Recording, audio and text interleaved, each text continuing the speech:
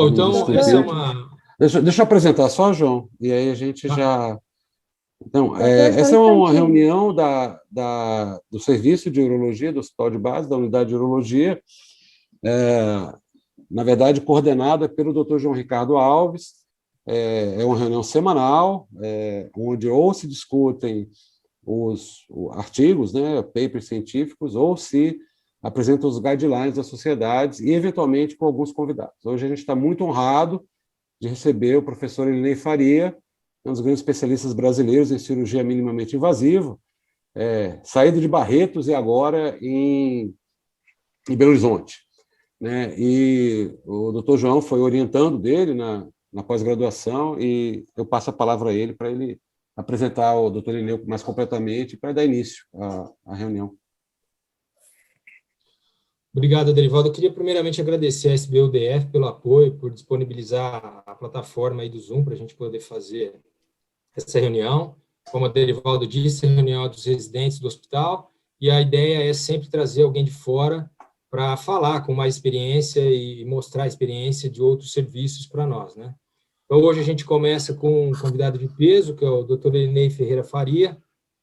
O Dr. Elinei é urologista, membro da Sociedade Brasileira de Urologia, doutor pela USP, tem pós-doutorado no MD Anderson Cancer Center, é diretor de urologia do IRCAD Barretos, também é docente da pós-graduação lá do Hospital do Câncer de Barretos.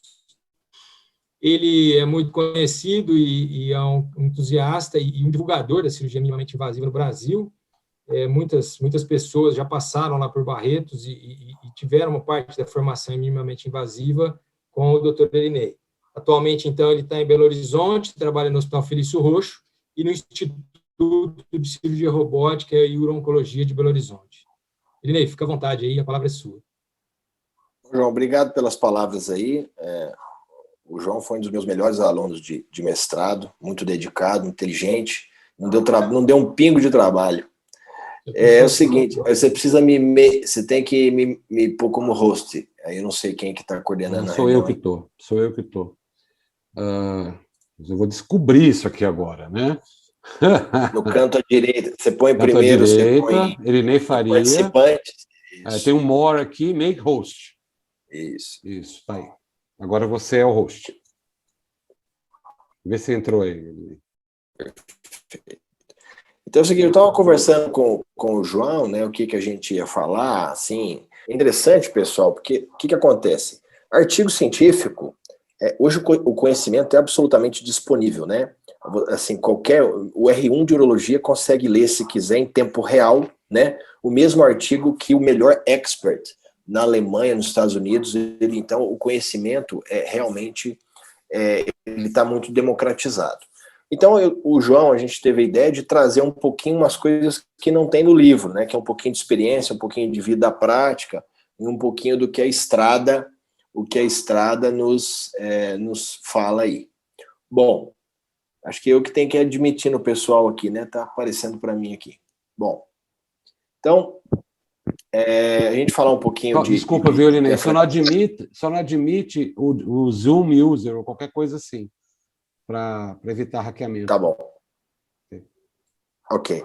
E aí o que acontece? Então, a gente tem a nefrectomia parcial hoje, que é uma cirurgia muito realizada, principalmente quem trabalha, né, em hospitais que são referência de oncologia, e hoje é engraçado, quando a gente tentava arrumar um caso por IRCAD para fazer uma nefrectomia radical, era um mau problema, porque ele não achava, porque é só caso para parcial.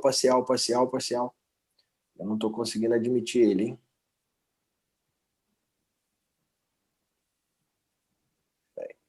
Bom, não está dando certo eu admitir, peraí. Eu vou ter que ficar nesse módulo aqui para poder admitir no pessoal. Bom, então é isso aqui, que você tem hoje na literatura, né, já foi mais que provado que oncologicamente é igual você fazer minimamente invasivo, isso aqui não tem discussão, concorda? Isso aqui é ponto. E existem alguns detalhes que a gente tem que falar da parte técnica, que quais são os fatores que tornam um tumor mais difícil ou mais fácil, né? Então, por exemplo, tem comorbidades e idade, que às vezes o tumor é tranquilo, mas o paciente é um ASA 3, que é uma cirurgia que às vezes você quer fazer, mas você não quer que sangre. Às vezes o paciente tem um rim único, às vezes o paciente já tem uma insuficiência renal, você não quer, às vezes o tumor é tranquilo, mas você quer fazer sem clamp, porque você não quer isquemia. O próprio, condições do próprio tumor, que é localização, profundidade. Hoje mesmo eu fiz uma parcial robótica, até num colega médico, que eu tive que fazer o tumor muito pequeno, o tumor tinha 2 centímetros, mas era completamente endofítico, 100% endofítico. Não tinha nem ideia de onde o tumor estava, olhando pela superfície. Então, um tumor pequeno, que pela localização ficou um caso, que eu precisei de colocar ultrassom, etc. E questão de custo, né, dependendo do material que você usa, do hospital que você está, e experiência, né, que às vezes uma dificuldade, um tumor fácil, alguém com menos experiência pode ficar difícil, às vezes um tumor um pouco mais difícil, com alguém com experiência pode ser mais fácil, né. A gente sempre começa, até interessante, com a publicação do Gil, que o Gil estudou como é que ele foi a história, a trajetória dele na nefrectomia parcial, e foi muito interessante, porque ele estudou que até o próprio Gil, né, que foi um dos pioneiros da nefrectomia parcial laparoscópica, ele começou pelo tumor superficial, único, exofítico, aquele tumor, entendeu? Até ele começou por isso. Então, mensagem para os residentes, às vezes o residente, quero começar com tumor maior, não é isso não, tem que começar com um tumorzinho menor, uma lesão que você possa fazer com maestria sem prejudicar o paciente, né? E aí vem os desafios, né, que a gente pode conversar no decorrer da aula, ao final da aula, que seria justamente aquele tumor que é o T1B, T2, que hoje já tem evidência robusta na literatura que não altera a parte de oncologia, né? Ou aquele tumor mais profundo, rim único, paciente. Às vezes o tumor é tranquilo, mas o paciente é obeso. Eu fiz uma vez num juiz federal, nunca vou esquecer, o paciente tinha 173 quilos. Ele tinha um tumor de 2 centímetros posterior, exofítico. Você olhava o tumor e falava, pô, isso vai ser moleza. Mas ele tinha 170 e poucos quilos. Então, quando eu pus ele na mesa, eu não acreditava o tamanho que ele ficou na mesa em decúbito lateral. Me deu trabalho, justamente porque era um paciente muito obeso. Então, é isso aí. Basicamente, é essa posição, né? Essa posição também serve para robótica, o braço esticado aqui, né? Você quebra a mesa aqui uns 10, 15 graus, porque isso ajuda principalmente no robô, a gente vai falar isso depois, quando você tem uma distância entre a crista ilíaca e a costela, essa distância é muito curta, alguns pacientes são mais brevilíneos, então você quebra um pouquinho a mesa, você aumenta um pouquinho essa distância, e isso ajuda muito na questão do robô, um pouco menos laparoscopia, mas o robô ajuda mais. E essa é a posição que você... O microfone é aberto aí. E aí, isso aí é a posição que ele coloca atrás aqui. Sempre colocar um coxim, o coxim é proporcional ao tamanho do paciente. O coxim, como a cirurgia não é o mesmo para todo mundo, o coxim não é o mesmo para todo mundo. Então, você tem um paciente maior, você vai precisar de um coxim maior, mais robusto, mais duro. Tá? Com relação ao acesso transperitoneal ou retroperitoneal, isso aí, os estudos prospectivos randomizados mostram que é igual. Aí é preferência do cirurgião, posição do tumor. Então, por exemplo, eu faço a maioria dos casos transperitoneal, raramente faço extra. Então, quando eu tenho um tumor posterior, eu rodo o rim todo, mas é uma opção minha. Existem algumas pessoas que num tumor totalmente posterior, póstero-medial, ele gosta de entrar por retroperitoneoscopia. Tranquilo.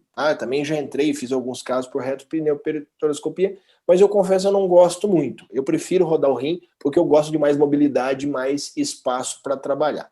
Né? Se você tiver um sangramento, uma dica. Na retroperitoneoscopia, se o auxiliar não for legal, ele tira todo o seu espaço, porque qualquer aspiradinha no retroperitônio, o espaço some.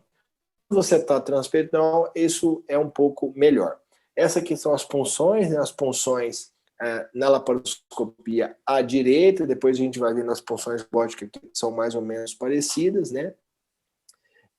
Aqui o seguinte, ó, mão esquerda, mão direita, a câmera no umbigo. Se for um paciente obeso, você lateraliza um pouco mais as punções, né? Essa punção amarela aqui é um de 5 milímetros para aspirador. Tem gente que leva o aspirador na mão esquerda e a tesoura na mão direita e vai para evitar uma punção. Eu não gosto. Eu gosto de manusear o tumor com uma mão e que o aspirador seja livre do auxiliar. Essa aqui é uma punção do fígado e essa punção aqui inferior é uma punção opcional, caso você vá usar o Satinsky. Se você for usar o Bulldog, você não precisa dessa punção. E o espelhamento das punções do lado esquerdo é a mesma coisa. Mão direita, mão esquerda, mão direita, câmera, aqui o aspirador para o seu auxiliar e aqui de baixo é opcional se caso for usar Satinsky, tá bom? Essas aqui são as punções. Como é que você vai clampear? Bulldog, Satinsky, são basicamente isso aqui, o Bulldog robótico, o Bulldog laparoscópico e o Satinsky. Eu, pessoalmente, já usei Satinsky no começo da minha curva, porque eu achava que tinha que ser mais seco, mas eu confesso que há alguns anos, 2008, 2009, eu migrei para o Bulldog e não usei mais Satinsky, tá? Com exceção, por exemplo, você vai operar um tumor, por exemplo, em múltiplo, né? Então, se você vai operar um tumor em múltiplos tumores, o mesmo rim, é descrito na literatura que você precisa de clampeamento em bloco, porque se um dia você for fazer radical, bababá, então tem essa descrição. Então você poderia, teoricamente, usar um Satinsky, mas eu uso só Bulldog. E o Vessel Loop, né? O Vessel Loop com dupla passada. O Vessel Loop com única passada, ele é perigoso, ele arrebenta. Ele, na hora, se você puxar, ele arrebenta. O Gil teve até um caso que arrebentou num trombo de cavo, então eu também já arrebentei. Eu usei poucas vezes, confesso que não gostei e não uso de rotina, tá? Se eu for usar, eu uso laçada dupla, que é exatamente isso aqui. Laçada única, passada única não funciona. Tá? O que a gente faz com hemostasia? Hemostasia é sutura, gente. Esse negócio já foi testado selante de fibrina, Surgicel, Gelfuan. Vocês esqueçam isso aí. Hemostasia é sutura. Depois, se você quiser, você põe um selante, você põe um Surgicel, Gelfuan, um selante de fibrina, ok, um Flucil. Só que isso aí também já tem estudo, meta-análise mostrando que isso aí não previne sangramento, tá?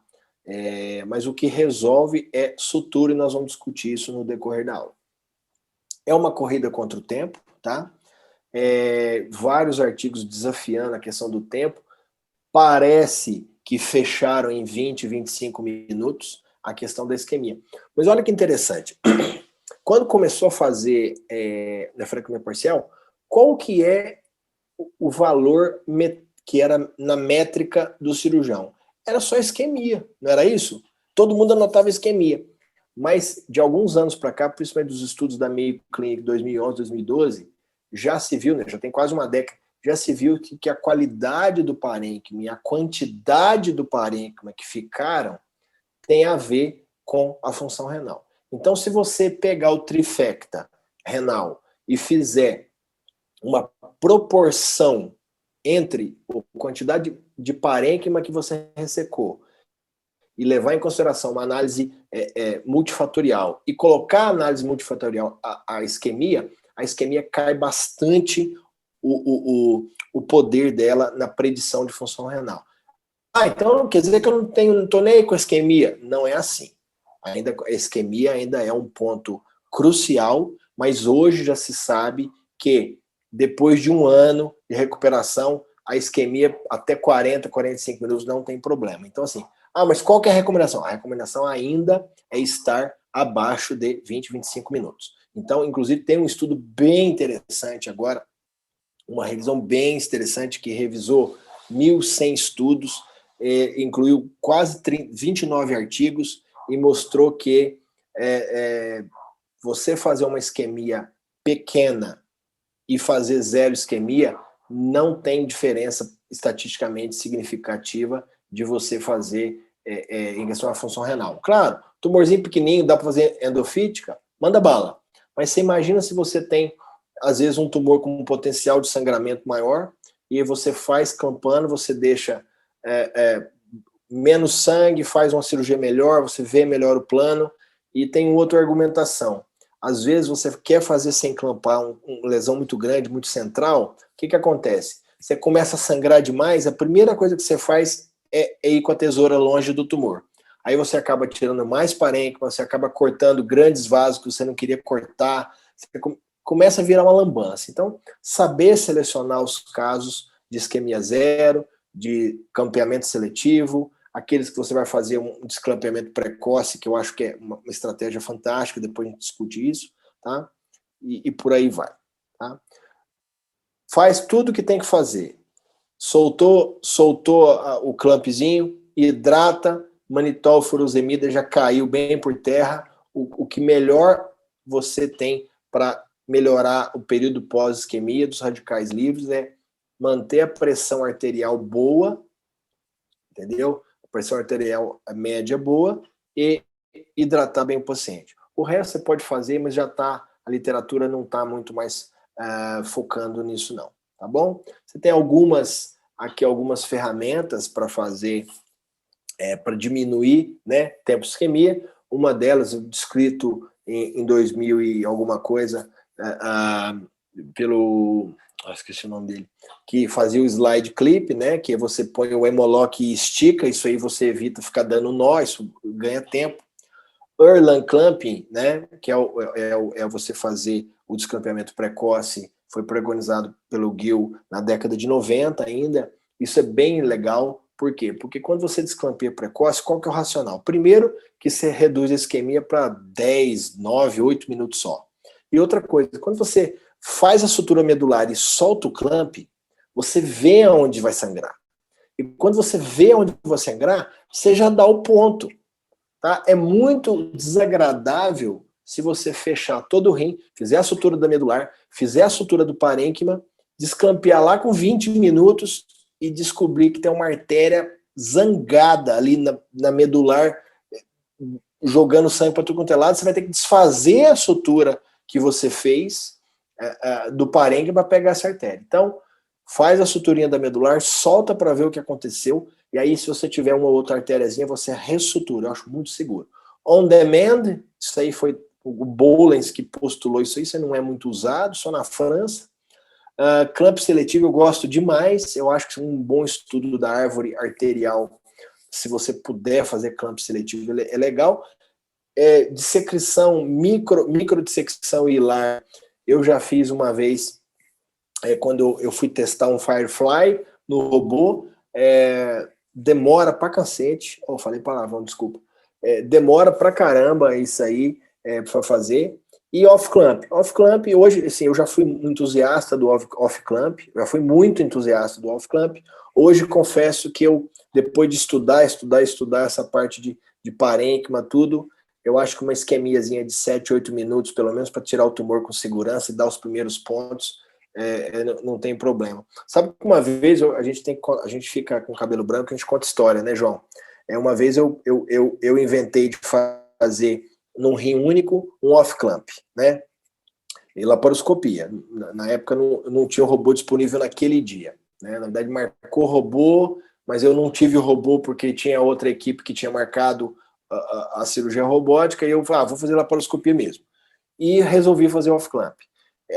A senhorinha tinha 70 e poucos anos, sangrou pra caramba, ela deu uma estabilizada, acabou, tive que mandar ela para UTI, né, já ia, mas foi para UTI um pouquinho instável, usou Nora, não, saiu super bem. Mas eu fiquei pensando depois, gente, será que se eu tivesse feito uma isquemiazinha ali de 6, 7 minutos, pelo menos para tirar o rim com segurança e dar uns pontinhos, será que eu não teria feito menos mal para ela? Eu realmente fiquei com isso já tem alguns anos, né? Deve ter até foi antes de eu sair, mas bom, enfim, isso aí a gente fica aí depois para a gente debater isso aí. Os fatores que você não pode modificar, né, que são tumor, nefrometria, morbidade, mas você pode modificar a quantidade de tempo de isquemia, e ultimamente o pessoal está focando muito em kidney spare. Então, o que é o kidney spare? É você fazer um planejamento da sua ressecção de maneira que você não desperdice parênquima. Vai falar, mas aí não tem nada a ver isso aí, depende do tumor. Sim, depende do tumor. Mas existem algumas entradas com a tesoura, que você tem uma projeção geográfica do tumor no rim, que dependendo do jeito que você corta o tumor, você consegue preservar, por exemplo, vamos supor que você tem um tumor polar inferior, por exemplo. Isso é super fácil, vou tirar um polozinho ali. Mas às vezes, ao invés de você cortar reto, você faz uma ressecção, digamos assim, meio em cunha, você já preserva um pouquinho mais de parênquima e vai um pouquinho mais perto do tumor. Então, se você consegue atuar um pouquinho nesse cenário, tá? Esse artigo aí foi o pessoal da Mayclin que começou a publicar sobre a qualidade do parênquima já, que eu comentei em 2011, 2012, o pessoal começou. Isso aqui é o seguinte, né? Você tem aqui o campeamento clássico da década de 90, e esse campeamento ele veio diminuindo, né? Então, aqui era o campeamento clássico para os residentes. Ó. O que era o campeamento clássico? Clampeia, sutura medular, tira o tumor, né? São 3 tempos. Excisão do tumor, sutura medular, sutura de parênquima, certo? Então, aqui, ó, tumor removal, deep suture e parênquima suture. O que acontece? O que o Gil postulou? O Gil publicou isso a primeira vez. Peraí, vamos dar o ponto vamos suturar primeiro a medular, depois a gente solta o clamp. Ele chamou de early unclamp, que a gente já discutiu os benefícios disso aqui. Aí, tem o earliest unclamping, que é a técnica que eu estou até publicando ela agora, já tô com o artigo quase pronto, que na verdade, não vai chamar earliest unclamping, vai chamar resection only unclamping. O que acontece? Eu clampeio só para tirar o tumor. Eu tirei o tumor, olho se não tem tumor, desclampeio e faço a sutura toda sem isquemia. Isso você consegue reduzir de 12 para em torno de 5, 6 minutos, tá? Isso aí é um trabalhinho até que a Cíntia lá está ajudando a gente. Isso nós vamos ver se a gente manda para a revista. E o off-clamp, que é o zero clamp, que também tem o seu espaço aí. Mas lembrando, né, para quem está iniciando o residente, ó, esquece isso aqui. Os residentes é lesãozinha pequena, no máximo aqui, ó, early unclamp, tá? Isso aqui tem que ser um pouquinho mais para frente na curva. Então, esse aqui é um tumorzinho claro, um tumor clássico, um tumor de rim direito, super tranquilo, tá? Aqui está o vídeo, né? Então, aqui um clampeamento com statins, que esse vídeo é bem antigo, faz um clampeamento clássico, né? Laparoscopia. Vejam que esse aspirador ele fica com o auxiliar e a mão esquerda minha fica pegando o tumor pela gordura de geroto. Então, a mão esquerda que dá essa tração e o auxiliar sempre fica aqui, gente, ó, ele sempre fica com o aspirador na borda inferior do tumor. Por quê? Porque ele aspira e expõe a medular. Ele expõe sempre o ponto mais baixo que você vai entrar ali no tumor. Entendeu? Então, a posição do aspirador é fundamental. Ele sempre aperta para baixo, aí você faz uma primeira sutura. Antigamente a gente fazia com Vicryl com lacinho, hoje a gente já faz com Veloc, não tem nenhum conflito de interesse com a Medtronic, mas o Veloc, para mim, o farpado, né? É um ponto fundamental para... Aí, ó, eu desclampei para ver a sutura medular com sangue. Porque é interessante, ó, você vê o jato de sangue e você dá o ponto exatamente onde está sangrando. Que esse aí é um only resection que eu falei para vocês, que é um dos casos que nós estamos da nossa série que nós vamos publicar. Então você tira o tumor e desclampeia para ver a artéria jorrar. Isso aí você consegue, com isso, isquemia às vezes até de 3 minutos só, tá? 5, 6 minutos em média, tá? Sangra um pouquinho mais? Claro que sangra um pouquinho mais, porque você sutura com a artéria. Mas eu quero fazer early unclamp. Talvez, se você der o ponto normal, vai sangrar menos, claro. Tá? Esse aqui foi o tempo de isquemia 4, 5 minutos, que é a proposta do que nós estamos mandando para a publicação em breve. Tá? Esse aqui foi um caso que nós fizemos, não sei se o João estava naquele curso de 2015, lá de Barretos, não sei se alguém de vocês foi, a gente fez um curso de difficult cases lá, e eu fiz esse caso ao vivo lá. Na verdade, esse caso é interessante, João, porque ele estava programado para eu fazer a técnica que eu estava descrevendo, né, do only resection. Só que eu estava com o Alexandre, e o Alexandre ficava brincando, ô tio, vamos fazer sem clamp, não é difficult cases? Eu falei, Xande, não fica pondo pilha em mim, nós estamos ao vivo, cara.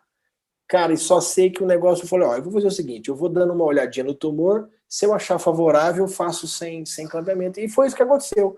A gente foi dando uma namorada no tumor, a gente vai dando, estava ao vivo, e eu no microfone não podia falar, mas ele podia, que ele não ouvia, né? Ele vai. Ele foi pondo pilha e saiu off-clamp mesmo. Eu fui devagarzinho, Cara, foi bem interessante esse caso. Eu fui com muita parcimônia até que sangra. A hora que sangra, você precisa de um auxiliar bacana, né? O Alexandre tem muita experiência, né, João? Você conhece lá o Xande tem bastante experiência. E ele, você vê que com o aspirador, olha como é que ele pega a artéria, a hora que o bicho pega lá, ó, ele vai e comprime. Aí a gente colocou um hemolock para ganhar tempo, para poder terminar, senão você não consegue terminar. Tá? E depois a gente tira esse hemolock. E é que não tinha contato também com a via-escritura, porque ele era um tumor parcial. Ó, sangrou de novo. Olha lá, ó, o aspirador. O aspirador comprime. Então, para fazer off-clamp, você precisa do... Olha lá, o aspirador está comprimindo. E aí você vai dar atrás das artérias que estão sangrando. Ó, o aspirador comprime, você dá o ponto. À medida que você vai dando o ponto, esse tumor, você vai passando o ponto por baixo do hemolock e vai parando de sangrar. E é isso aí. Esse caso foi interessante, nós fizemos ele ao vivo lá, foi bem estressante, mas a proposta do curso, né, era de difficult case, então a gente teve que se virar nos 30. Bom, e aí falando um pouquinho agora de robótica, né, o que acontece? A robótica veio, né, gente, para ajudar muito, inclusive ajuda muito, assim, eu confesso para você que a parte extirpativa, você consegue mais mobilidade para você cortar do jeito que você quer entrar com a tesoura, e a parte reconstrutora nem se fala, tá? É assim, faz bastante diferença para a nefrectomia parcial, bastante diferença, tá? Em termos, assim, às vezes um caso que você não indicaria por laparoscopia, você acaba fazendo por via robótica, porque é muito melhor para você fazer digamos assim, manusear alguns tumores. Mas ele passa pelo mesmo slide de definir o que é complicado e o que não é, tá? Não é porque você tem um robô que você vai se aventurar a fazer um caso mais difícil. Então, assim, você precisa de mais treinamento. Inclusive, vamos supor que alguém fala, não, eu vou começar a operar robô. Eu não recomendo que faça os primeiros casos robóticos na nefrectomia parcial. Eu recomendo que faça próstata primeiro, você treine com a prostatectomia radical, e você, quando você tiver mais experiente, você migre para nefrectomia parcial e tem algum proctor com mais experiência em nefrectomia parcial, porque é uma cirurgia que pode ter complicação fatal, né? Uma artéria mal dissecada, que rasga, uma cava, pode ter complicação fatal, sim. Confesso que eu não tenho experiência com retroperitonioscopia com robô, eu nunca fiz um caso retroperitoneal com robô. Todos os casos que eu fiz foram trans, tá? Então, assim, os tumores, claro, já fiz tumores posteriores de ter que rodar o rim e às vezes não conseguir acessar o tumor, e às vezes não só rodar ele medial, como girar ele, mas aí tem o quarto braço. O quarto braço segura o rim, às vezes, numa posição que você gostaria. Então, o quarto braço ajuda demais nas nefrectomias parciais complexas, né? E claro que mesma coisa, depende de treinamento, mas a gente se aventura mais quando você tem. Esse caso aqui é um caso hilar, depois eu vou passar o filme para vocês. É um caso hilar com dupla artéria que a gente fez por robô. Você vê que o planejamento com tomografia é fundamental, né? Se você falar assim, Elinei, você precisa de aquelas reconstruções 3D, que eu vou te mostrar aqui, honestamente não precisa. Tem até um paper, não está aqui, mas um paper bem interessante, que foi publicado em 2019, que foi o seguinte, ele pegou 5 tumores e passou para 25 urologistas fazer uma análise objetiva dos tumores, tanto na tomografia quanto na reconstrução, né? Dos 5 tumores, somente um tumor, que é o tumor com score nefrométrico violento, completamente endofítico e com contato hilar, que na análise desse artigo, a reconstrução 3D valeu a pena. Então, hoje as tomografias você consegue fazer isso aqui, é uma reconstrução que corta grosso, né? Você aumenta o espaço de corte da toma e você consegue essas reconstruções arteriais e reconstruções tumorais qualquer programa de tomografia faz isso. Claro que existe show de imagens, né? Se o seu paciente tem condição, você quer, você consegue, você tem, por exemplo, o DocDo, que é do colega Aldos, que é pago, você entra lá, compra a reconstrução, paga, mas existem algumas reconstruções que são free, né? O Radiant, o Zirix, Dicom, o 3D Slicer, são reconstruções que estão disponíveis na internet e gratuitas, tá? Então, se você quiser fazer uma reconstrução, você pode até fazer, que não tem problema. E o robô ajuda muito mesmo. Isso é engraçado, é legal esse artigo que eu pus aqui, um artigo que quando eu estava no MD Anderson, eu publiquei junto com o Sorina, eu peguei a série dele, de laparoscopia robótica, e fiz um paralelo só de tempo de isquemia, excisão e sutura, né? E a gente viu que na excisão tumoral, ou seja, na retirada do tumor, alguém com experiência em laparoscopia tira o tumor praticamente na mesma velocidade do robô. Mas o robô ganha muito na reconstrução. Então, na hora que vai para a reconstrução, o robô ganha esse tempo de isquemia. Se você me perguntar sobre, se você está falando de imagem, de score nefrométrico ou não, eu acho que é legal o score nefrométrico, por exemplo, o João faz um estudo lá de 30 casos, eu estudo 30 casos. Como é que eu vou falar que os tumores que eu fiz, por exemplo, são mais complexos que os tumores do João? Não tem jeito, se eu não tivesse alguma coisa objetiva. Então, acho que é legal, assim, inclusive a minha esposa é radiologista, inclusive eu estimulo ela muito nos laudos de tumor renal, que ela dê nefrometria, que ela dê número arterial, bifurcação arterial. Então, quando ela é esposa de urologista, ela já dá aquele laudo assim, ó. Fica a dica aí, viu, João? Se precisar de um laudo, doutora Raíza, ela já dá o laudo, nefrometria, percentual do tumor endofítico, localização no polo, bifurcação arterial, se são duas, se tem artéria polar, ela já dá o laudo de acordo com o cirurgião, e é legal quando a radiologia nos ajuda. Mas não pode esquecer que é muito lindo você falar de nefrometria, mas o urologista tem que aprender a ver imagem, né? Porque a imagem vale mais que 1000 palavras. Agora, falar assim, ô João, o residente vai te mandar aqui o tumor que você vai operar no outro dia. Você prefere que ele faça o score nefrométrico por renal, PADA e C-index, tem mais 2 ainda que eu não pus aqui, ele faz o score nefrométrico em 3 ou 4 nefrometrias, ou você prefere uma foto de celular? Claro que uma foto, entendeu? Então, assim, nefrometria é mais para questão acadêmica, tá? O que a gente usa na robótica? A gente usa tesoura, né? Tesoura, Maryland ou o bipolar fenestrado e o Prograsp. Inclusive, eu pessoalmente, né? Aqui o bipolar aqui, ó. Eu pessoalmente não gosto do fenestrado. Por coincidência, hoje de manhã eu fui fazer a parcial. O fellow nosso aqui, parcial robótica hoje, o fellow nosso já tinha aberto, já tinha docado com a fenestrada. Porque eu atrasei, hoje a gente tinha uma reunião científica hoje, eu falei, vai organizando aí, ele já está no final do fellow agora, no meio do ano, ele colocou, ele queimou a vida da fenestrada. Eu não gosto. Por que eu não gosto? Porque ela é grosseira. Eu prefiro a Maryland. Por quê? Ainda mais em tumor hilar. Tumor hilar, você tem que secar para dentro do hilo, você tem que pegar vasinho, às vezes tem bifurcação arterial, você tem que pegar ali atrás da cava e tal. É melhor o Maryland. Mas é pessoal, pode usar qualquer pinça. Tá? Você só não consegue substituir a tesoura. O resto você consegue outras substituições. A posição dela é basicamente a mesma posição da laparoscopia. A única coisa que a gente tem que tomar cuidado é o braço, né? Você tem que deixar o braço escondido, né? Eu ponho para frente. Eu não gosto da posição de quando põe o braço ao longo do corpo, mas se é pessoal, eu não gosto.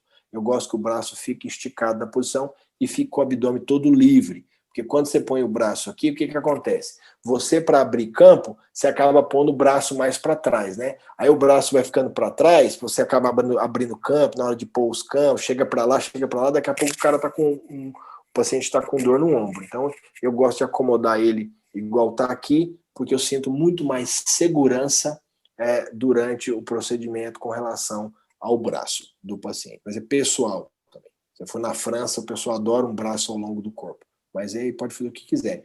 E é isso aí. Quando você põe os campos, essa seta mostra como fica a parte robótica lisa, você fica com todo o espaço para o robô transitar. Claro que o XY é bem melhor, né, para fazer esse trânsito aqui, mas o SI você tem que ficar bem esperto com relação, porque o XY você ainda consegue jogar o cotovelo para cá, jogar para lá, então não bate muito. Mas o SI você tem que ficar bem esperto na hora de coisar, de docar e de posicionar o dente. Essas aqui são as punções. Essa aqui é uma nefrectomia parcial direita. O que a gente faz? Do SI, né? Então, do SI é isso aqui. Então, aqui, braço direito, braço esquerdo. Aqui entra a câmera, tá? Um pouquinho acima do umbigo e o braço direito aqui. Eu confesso para vocês que eu já não faço algumas coisas assim mais não. O que eu estou fazendo ultimamente? Eu estou deixando um auxiliar só, eu só coloco o segundo auxiliar se for um caso muito difícil, tá? Porque existem alguns casos muito difíceis que às vezes a gente tem que entrar com 2 portais. Por que 2 portais de auxílio? Às vezes, enquanto você está precisando de alguém colocando hemolock e apertando, o aspirador está comprimindo uma artéria, o aspirador está aspirando. Então, casos mais complexos, eu ponho esse de 5 a mais aqui para ajudar o assistente. E, engraçado que essa punção aqui, eu comecei com ela alinhada, eu fui migrando, e eu migrei ela mais para baixo. Eu descobri que quando eu ponho ela mais para baixo aqui, ela faz isso aqui, ó. Eu tenho mais mobilidade do quarto braço e eu ainda consigo usar esse braço aqui para o rim. Então, eu achei que... Eu migrei aos poucos, eu não comecei... Eu comecei na lateral, fui descendo, aí descobri que aqui embaixo você usa melhor. Até achei engraçado que o Rafa, uma vez que ele foi lá no IRCAD, e a gente discutiu isso, eu falei para ele que eu tinha migrado, aí um dia que ele foi no IRCAD, ele operou um caso lá no IRCAD lá do Rio, e ele fez com o braço embaixo, porque realmente bate bem mesmo. O XI não tem problema, o XI você pode alinhar, o XI você pode fazer do jeito convencional, o XI dá certo de qualquer maneira. Então, um ganho bem grande com relação ao docking do XI. Impressionante, cara, como o XI... O de vocês é XI, né, João? Tem os 2 aqui em Brasília. Os 2, né? Na verdade, o XI... são 4 SI e um XI. Legal. O XI, o que acontece? Olha, eu fui para Vitória, eu fiz 2 nefroureterectomias em Vitória. É impressionante. Eu fiz ele alinhado para o rim e para o ureter ao mesmo tempo, no mesmo alinhamento oblíquo. É impressionante. O XI, ele realmente dá uma facilidade de docking violenta, tá? Então, ele tem menos problema. Não, mas assim, é uma dica que alguém for fazer com SI, é um pouquinho mais chato para docar. Esse caso aqui interessante, essa menina aqui, ela operou, ela chegou com esse tumor. Para mim, um tumor bem grande, pegando o seio renal, um tumor que quase pegando o polo inferior do rim todo, né? E assim, apesar do paciente ser magra, isso ajuda, né? O robô ajudou demais nesse caso aqui. Dá para fazer por laparoscopia? Com treino também dá, não tem problema. Mas o robô ajuda. Então você faz aqui, você acha o hilo renal, né? Ela magra bem. Olha como é que o Maryland é mais delicado para fazer essa dissecção. Eu sou um fã do Maryland também para nefrectomia parcial. Então a gente cadarça. Eu não sabia se eu ia precisar clampar a veia, raramente eu clampo a veia. Nesse caso, eu cadarcei os 2, mas não um cadarço de rotina. Se tiver bem secadinha a artéria, eu confesso que eu nem cadarço eu ponho mais. Mas esse aqui é um videozinho mais antigo, eu trouxe para mostrar para vocês, que é a dissecção, né?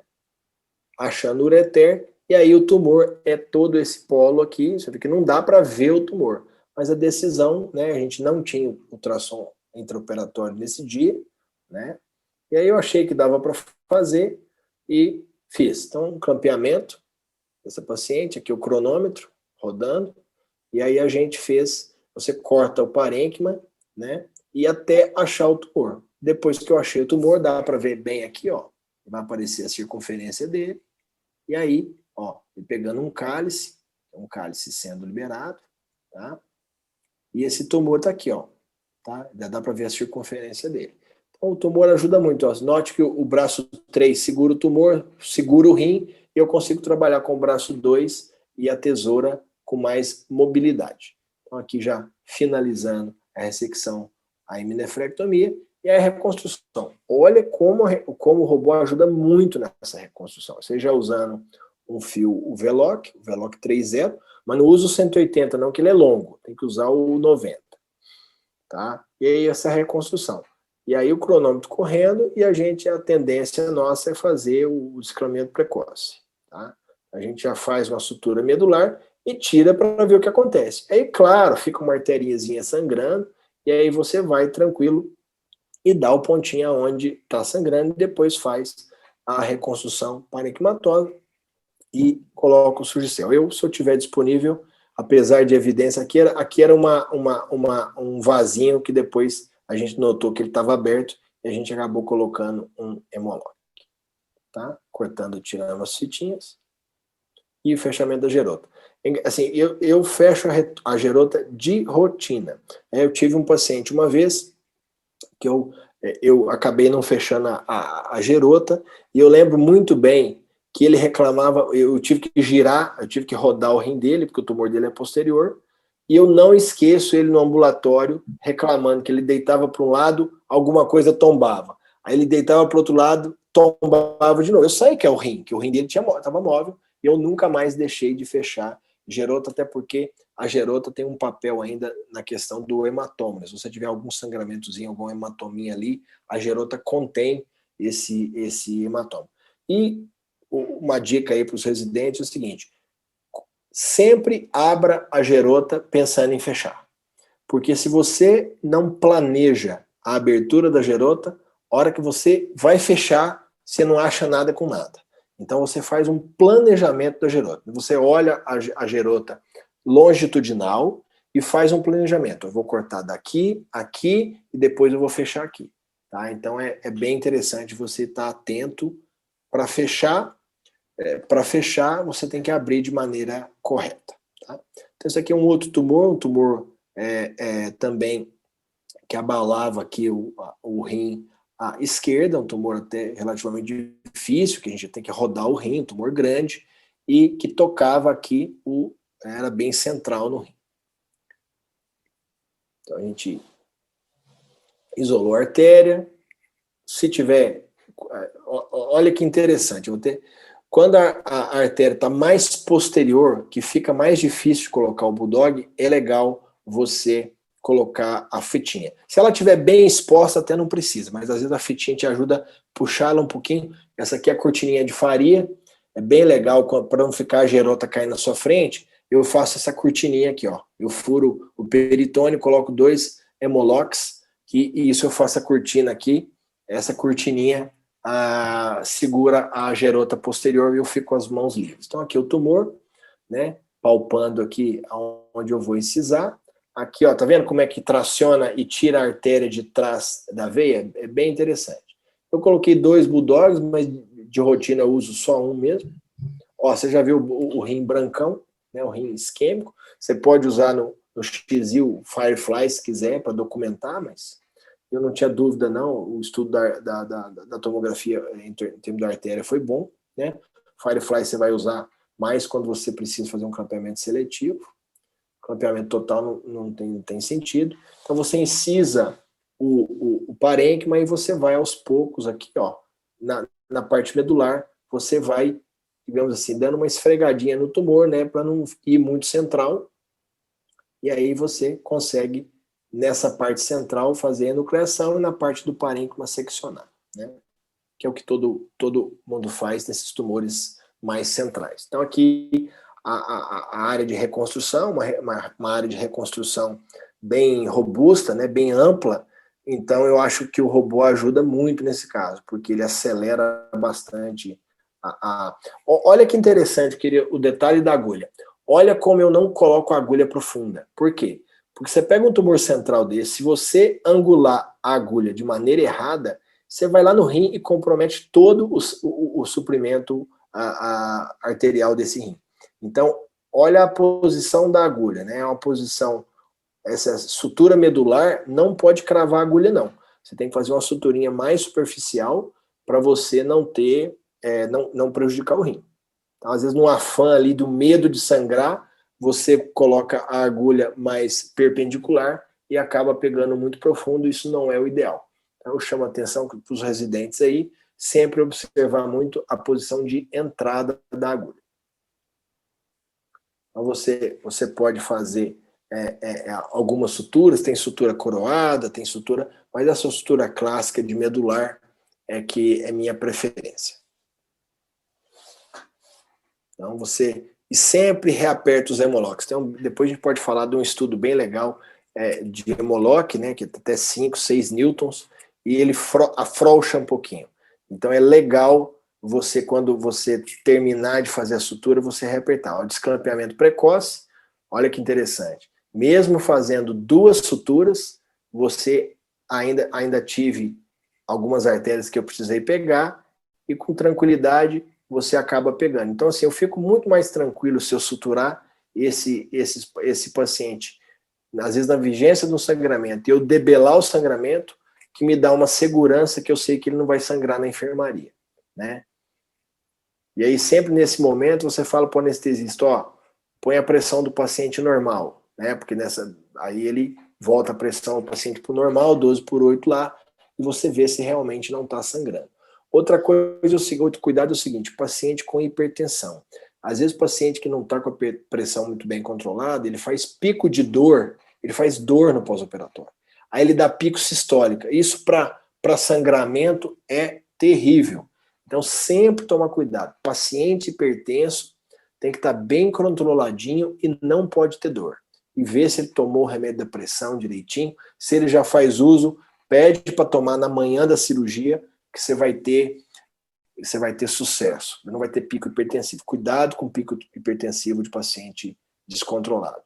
E aí você, colocando aí, esse aqui é o Nunit, que é um outro produto, que é mais ou menos parecido, um primo, digamos assim, do Surgicel, tá? E aí, abertura de gerota para fechamento. Você abre já imaginando que você vai fechar. Então, aí você desfaz a cortininha e vai fechando a gerota.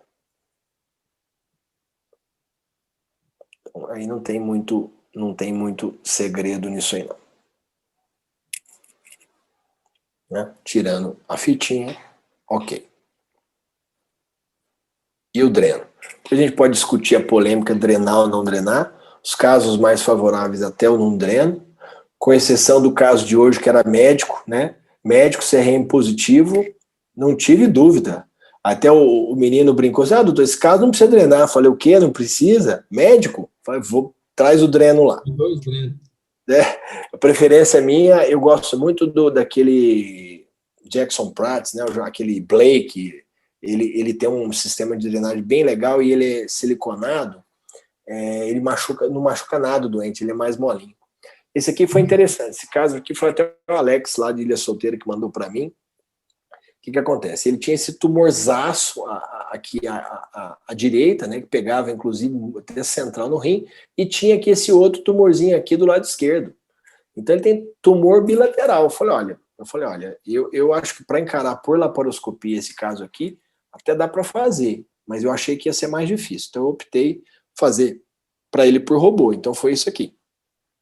Então a gente entrou para fazer esse caso da direita primeiro, né, que é o tumor mais difícil, para fazer por laparoscopia. Eu soltei o rim todo, né? Eu gosto muito do rim bem mobilizado nesses casos complexos. Quanto mais você mobilizar, sem preguiça, tem que mobilizar o rim sem preguiça. Tá aqui um clampeamento, você vê que eu nem coloquei fitinha porque estava favorável, e aí a gente iniciou. Então você começa cortando com a tesoura de frente, sempre a tesoura de frente com a concavidade, depois você gira, deu para ver? Então você incisa de um jeito, você incisa de frente e depois vira a concavidade para o tumor para fazer essa incisão aproveitar para não sacrificar muito parênquima. Então, aqui já é a parte central do tumor. Notem que aquela língua de tumor, né, aquela proeminência de tumor, eu consigo ressecar ela aqui agora. Dá para ver muito bem essa reentrância tumoral. Tá vendo aqui, ó?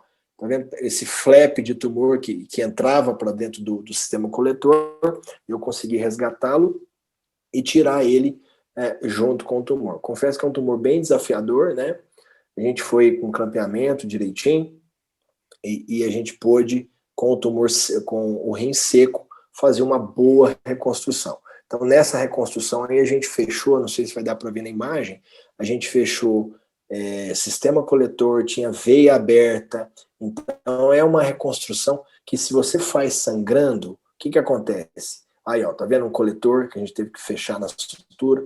Se você faz sangrando, você não vê coletor aberto, você começa a dar ponto muito fundo para pegar as artérias, vira uma cirurgia desregrada. Então, acho que esses casos assim vale a pena fazer um pouco de isquemia e você fazer uma sutura, uma excisão com segurança. Claro que existem alguns defensores da off-clamp, que quer fazer off-clamp para todo mundo, nada contra, cada um pode fazer, mas eu acho que existem alguns tumores que, se você fizer com um pouco de isquemia aí, 15, 20 minutos, não tem problema, e você consegue um bom resultado com pouco sangramento para o paciente.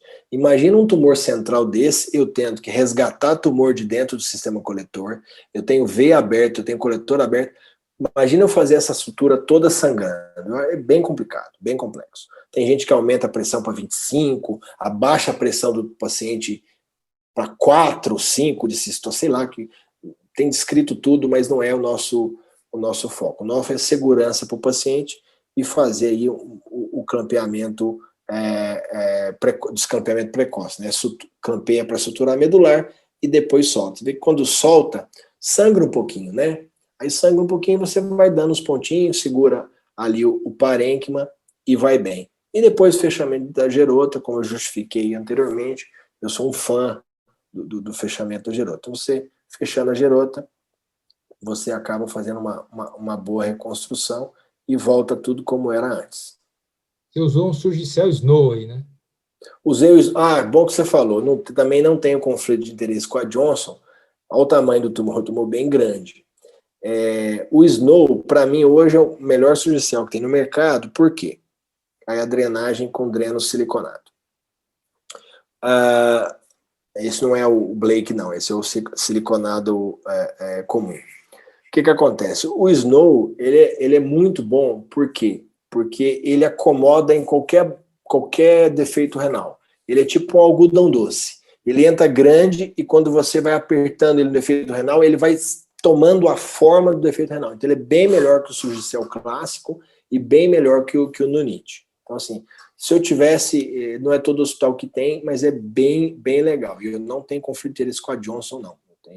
Eu gosto do produto porque eu gosto. Esse caso foi bem interessante. Esse caso foi um tumor múltiplo que nós fizemos lá em Rio Preto com o Giovanni.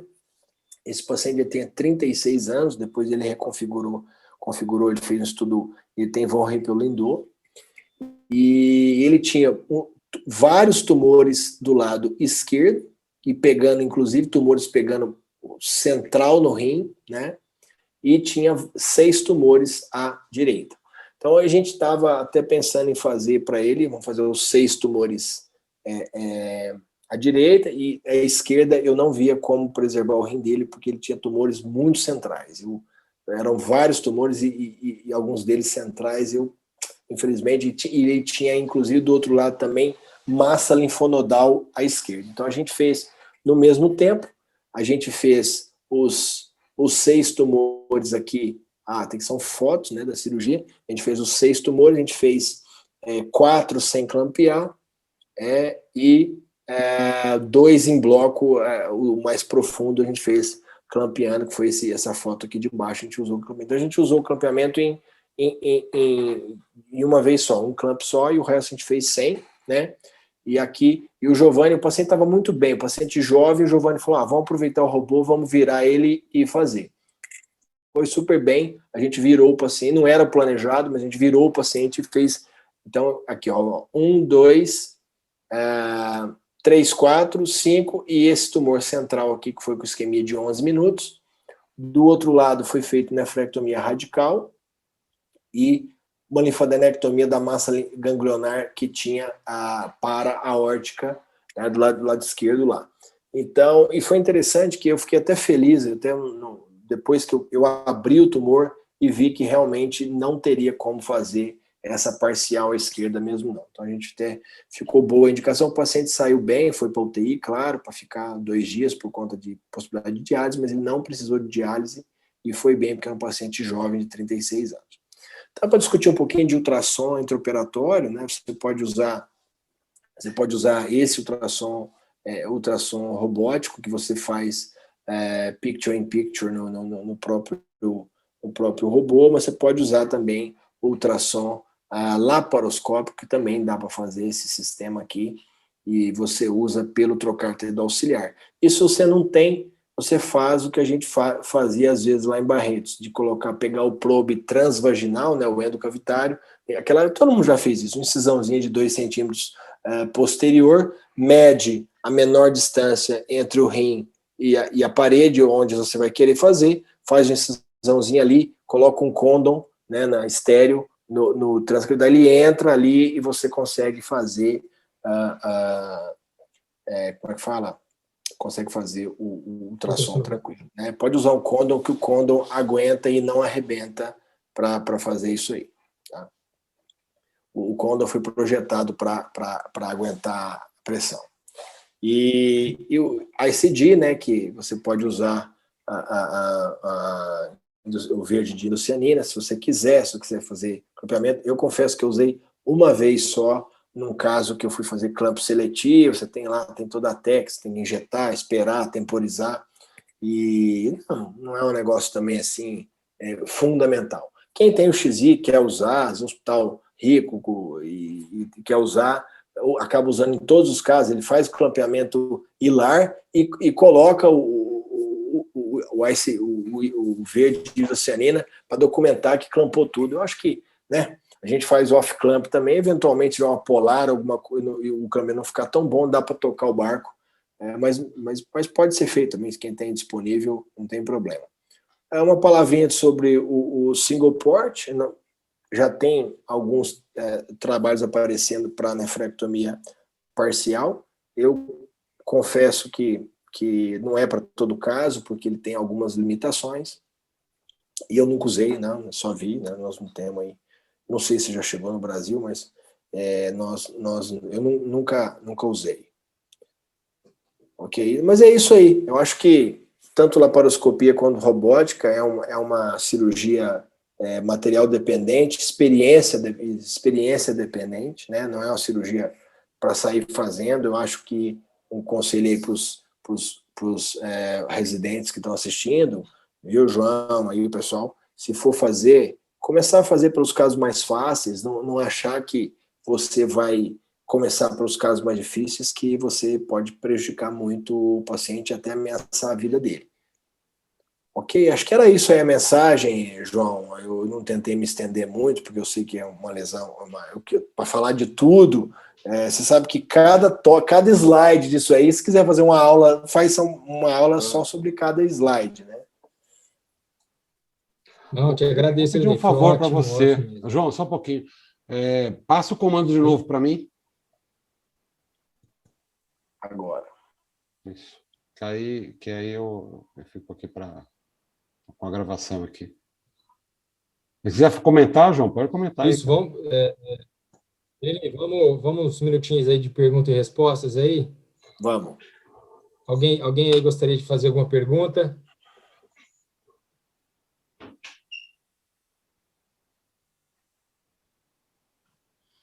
Eu confesso que eu separei algumas perguntas para você aqui, Linei, mas acho que muitas você já falou durante essa aula. Realmente essa aula foi muito, muito completa.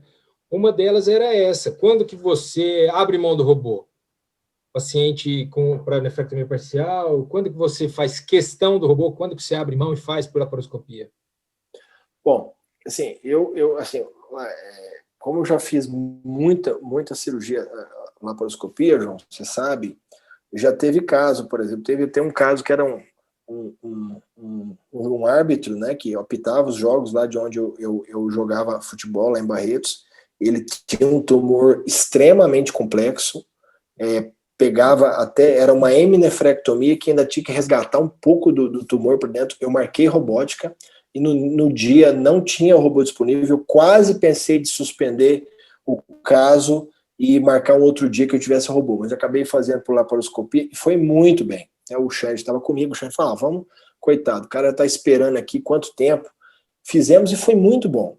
Mas eu confesso que os casos mais, por exemplo, eu vou te falar, eu operei o pai de uma colega médica que veio aqui para Belo Horizonte, um tumor hilar de 12 centímetros. Eu até publiquei no Instagram, eu estou com um vídeo dele para editar. Aliás, eu fiz uma edição maior, naquela do Tobias, aquela Renault do Tobias do Experts. Não sei se você assistiu. Foi aquele tumor de 12 centímetros hilar. Aquilo lá, para fazer por laparoscopia, ia ser muito enroscado, né? E teve também um caso de um paciente, um tumor pequeno, exofítico, que veio aqui para mim para fazer robô. E eu falei para ele, não precisa gastar com robô, porque eu não preciso de robô para o seu caso. Então, eu não deixei ele gastar com as pinças robóticas, porque não precisava. Um tumor exofítico de 3 centímetros, polo inferior, anterior, o paciente magro. Eu falei, olha, se você quiser fazer robô, eu faço robô, mas se você não quiser, ele já estava fazendo de tudo, né, para honrar aí as pinças robóticas. Eu falei, olha, eu acho que fazer laparoscopia. Então, tem essas vertentes, não sei se eu respondi, João, mas tem um caso que realmente o robô ajuda muito. Certo. Eu vi que você faz muita ressectonucleação, é isso mesmo? O que você prefere?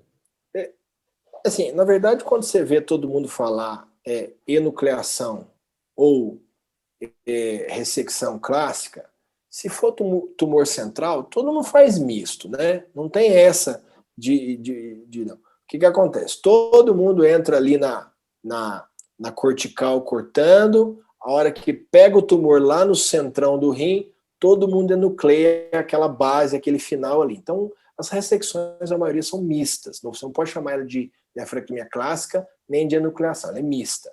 Claro que existem um caso que é a enucleação clássica, que você pega desde lá do parênquima, lá no parênquima você começa a fazer a fazer dissecção romba desde o parênquima. Isso é enucleação clássica, mas a maioria dos casos é mista. Entendi. E qual que é o seu limite, Linê? Quando você joga a toalha e fala, não, esse caso eu não vou fazer parcial, não vou nem tentar, vou fazer uma radical. Cara, se for muito mandatório fazer parcial, eu não tenho vergonha, e não tiver jeito de fazer robô, eu faço até aberta, mas eu sempre tento a parcial.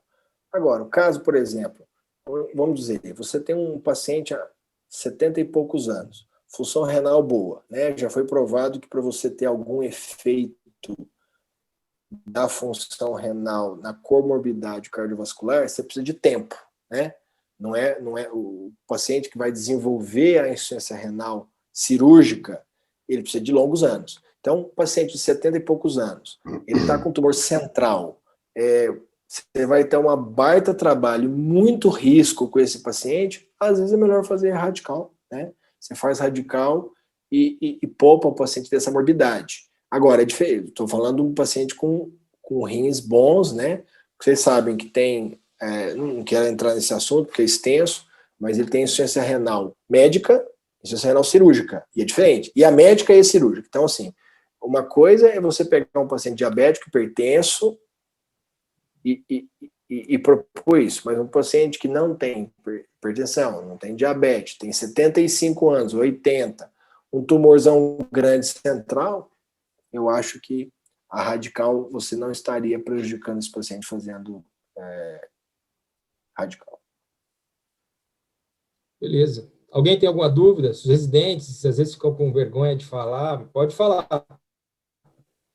Eu tenho uma pergunta só no interesse dos residentes, João. Uma só. Linê, assim, é muito difícil estimar. Eu conheço o João desde a residência dele, né? Assim, o João, o pessoal, que o João realmente um cirurgião de grande talento, né? E eu acompanho o desenvolvimento dele laparoscópico, né? E depois robótico, desse tempo todo. Assim, o João já venceu a curva dele há alguns anos já. Assim, em termos gerais, porque é muito difícil responder, né? Um número, assim, quantos procedimentos você acha que o residente tem que passar para adquirir proficiência em fazer esses casos, vamos colocar de score mais baixo, menos que 8, alguma coisa assim. Isso é um número para a pessoa ter uma ideia da perspectiva, ter uma perspectiva do que o espera, né? Aí não é claro que sempre com orientação, né? Você tem uma ideia? Mas isso é extremamente difícil responder. Difícil responder, eu sei. É só uma ideia. Porque assim, você tem hoje vários trabalhos que tentam fazer métricas sobre treinamento, aprendizado, curva, e aí depende muito do treinamento prévio que esse residente tem. Imagina, por exemplo, que esse residente tenha feito uma cirurgia geral com cirurgia laparoscopia, gastrectomia, hérnia de hiato, muita colestectomia, muita hérnia laparoscópica. Quando esse paciente chegar quando esse residente chegar na uro, com certeza a curva de aprendizado dele vai ser menor. Imagina, por exemplo, outra variável. Imagina, por exemplo, que um residente que ele está num serviço que tem experts fazendo cirurgias avançadas. A curva de aprendizado dele vai ser muito menor. Imagina que, às vezes, um serviço de residência que não tem tanto volume de laparoscopia. Com certeza a curva dele vai ser maior. Então não depende, né? O problema de fazer uma métrica disso é que não depende só da métrica, né? Depende de multifatorial. Difícil você prevê. E ainda tem, falando só em... Eu acho que essa é muito de experiência mesmo, até de cirurgia aberta, né? Eu já fazia nefrectomia parcial há um tempo e peguei o primeiro caso, o hilar, um cara que tinha tumor hilar bilateral. Não tive dúvida, fiz aberta bilateral. A cirurgia foi tão fácil que eu falei, cara, isso aqui sai fácil pela laparoscopia, né? E aí, depois, quando eu peguei o outro caso com tumor hilar, realmente, aí você já tinha aquela experiência da cirurgia aberta e te ajuda a saber que aquilo lá não era um bicho de 7 cabeças. Então, acho que isso também ajuda não só o número de casos laparoscópicos, mas o número de casos que a pessoa é exposta, mesmo em cirurgia aberta, acho que ajuda para vencer a curva. O João, vamos fazer assim, o Oliveira já está há muito tempo, já até excedeu o tempo dele, né? Assim, que ele tem coisas para 9 horas da noite já, 9h07. O Orcésio tem uma pergunta. Eu acho que como ele, né, é uma pergunta do residente, é isso que o Elinei se ele pudesse responder, e aí a gente vai agradecer ele, e excelente aula, né, não tem nem o que falar. Pode fazer a pergunta, Orcésio, por favor. Se identifique primeiro. Boa noite, Elinei. Em primeiro lugar, muito obrigado pela aula excelente. A minha questão é mais uma questão de cirurgia futura, assim, né, falando futuramente. O que o senhor acha em relação a CIOs, no caso, para nefrectomia parcial? O senhor acha que pode ser uma coisa plausível no futuro próximo? O senhor acha que é uma coisa que pode se pensar ainda? O CIO, você fala o single port? No port, isso. Então, assim, eu vou te falar a minha visão. Eu já fiz teste com CIOs, tá? Porque já fiz outras técnicas de single port, fazer mini cisãozinha, já usei o dispositivo da Johnson e tal. Vou ser muito sincero. Para fazer single port com teria que ser lesão muito favorável e tem que ter bastante treinamento lá para o ótica de 5. Se você usar a ótica de 10, bate tudo, você não tem. Você não consegue pôr clamp, você tem que botar de qualquer maneira, você vai ter que fazer híbrido, porque você vai ter que colocar um portal para colocar o clamp, concorda? Então, aí você começa por medo, por estética, você começa a aumentar o tempo de isquemia, você começa a colidir, você pode deixar o tumor para trás, Você pode errar na reconstrução e ter risco de sangramento, tanto intraoperatório como pós-operatório, fístula urinária. E assim, pode fazer? Pode fazer. Nada contra quem faça. Mas se você fosse operar alguém da minha família, eu ia gostar muito que você fizesse laparoscopia convencional e que você estivesse muito mais preocupado com tempo de isquemia, oncologia e prevenção de complicações do que, basicamente, número de acessos. Tá?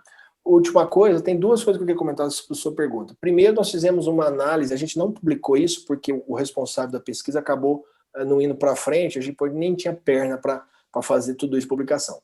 Ele fez um estudo de imagem corporal de single port e laparoscopia convencional para nefrectomia radical. E o paciente não se vê diferente, porque essa pesquisa era de imagem, como que o paciente se vê? Com uma incisãozinha aqui no umbigo ou com 3, 4 portais de 5, entendeu?